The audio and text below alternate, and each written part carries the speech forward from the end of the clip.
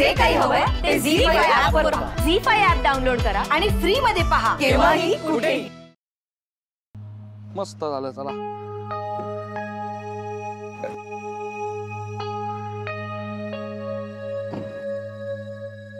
मस्त झाला ना सत्कार.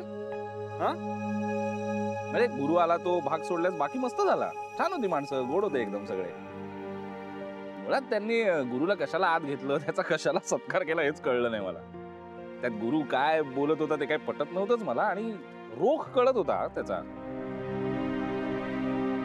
होय सत्कार मूर्ती काय गुरु असं बोलला म्हणून अपसेट आहेस? हा मग काय अपेक्षा काय होती तुझी राधा? गुरु तुझ्याबद्दल चांगलं बोलेल, स्तुती करेल तुझी, हा तुझ्यावर एखादा रॅप लिहिलं आणि गाईल तो. काय अपेक्षा काय होती? माझं म्हणणं इतकंच आहे, तुम्हाला जर माझा राग येतो ना तर बोला ना माझ्याशी. अशी चार चौघात कशाला शोभा करायची? जोपर्यंत यांना पैसे हवे होते ना तोपर्यंत गोड गोड बोलले, आणि त्याच्यानंतर आले पुन्हा मूळ स्वभावावरती. पण यात तुझी काहीच चूक नाहीये का? काय चूक आहे माझी? राधा तूही अशी साधी बोळी आहेस ना, हे त्याला माहिती आहे, आणि ह्याचाच फायदा उचलतो तो. प्रत्येक वेळेला त्याने ह्याचा वापर करून घेतलाय ना, अजूनही तेच करतोय राधा तो. पण मला एक कळत नाही, तू का नाही स्टँड घेतला?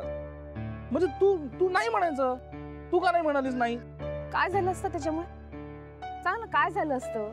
हा हे पुन्हा अडचणीत आले असते आणि यांची नोकरी गेली असती. मग जाऊ दे ना, तू का प्रत्येक वेळेला समोरच्याचा विचार करायचा राधा? नाही मला उत्तर दे, मला खरंच उत्तर दे राधा. तू का नाही स्टँड घेतलास? तू असं का नाही सांगितलंस की आता माझ्याकडे नाही आहेत पैसे? नाही, मला नसतं जमलंय हे काय, किंवा कोणी काय, कोणी अडचणीत असलेलं नाही बघवत मला. नाही, आणि सौमित्र तो मुद्दा नाहीच आहे. आता मुद्दा हा आहे की यांनी घरी पैसे ठेवले होते तर मग ते गेलेत कुठे?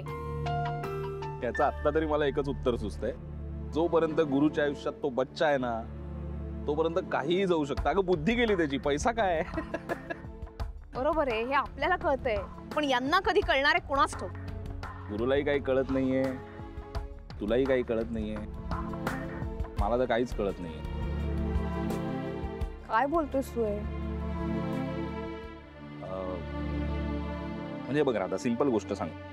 म्हणजे आतापर्यंत आपण बऱ्याचदा हे बोललोय, पण it's a high time Radha. आता तू, तुझा, अथर्वचा, इनफॅक्ट दोघांच्याही आयुष्याचा आता नव्याने विचार करायला हवायस. म्हणजे काय करू आता?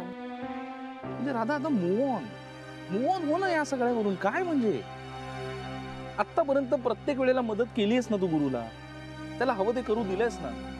काही गोष्टी तर ठरवून केल्यास तू राधा, ठरवून. मग असंच एकदा पुन्हा एकदा ठरवून तू स्वतःच्या आयुष्याचा नाही विचार करू शकत? राधा तुझं सुद्धा भविष्य आहे ना, त्यात तुझ्या साथीला एवढी छान छान माणसं आहेत, त्यांच्या साथीने पुढे जा ना आता.